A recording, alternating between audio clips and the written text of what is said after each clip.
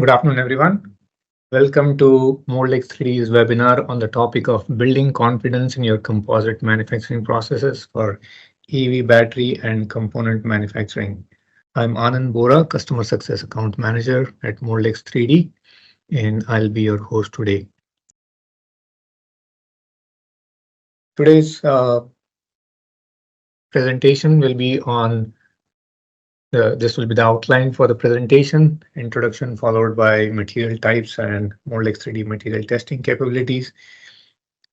I'll highlight compression molding and give a couple of actually 2 or 3 case studies on that. And these case studies are oriented toward the battery covers and battery tray simulations. So in today's world, lightweighting is a reality. We are looking for any way and shape and form that we can reduce the weight of the vehicle. And Moldx 3D wants to be your partner in making sure that you achieve that goal of lightweighting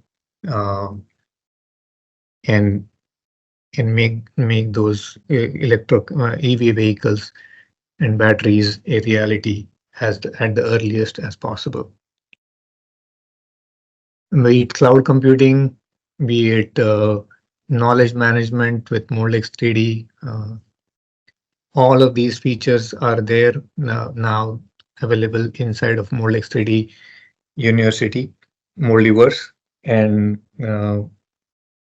there have been a lot of communication that has been passed on to you folks in the past about these, and I just want to briefly touch base with them over here.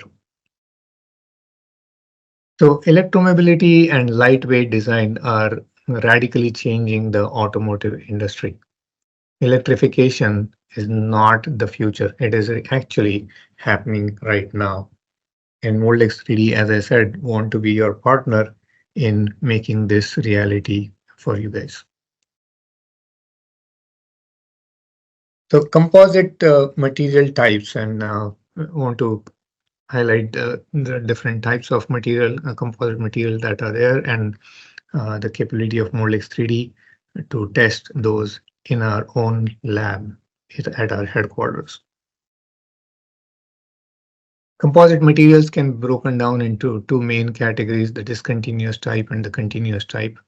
And the discontinuous further can be broken into thermoplastics, thermosets, and then continuous can be in preforms and prepreg.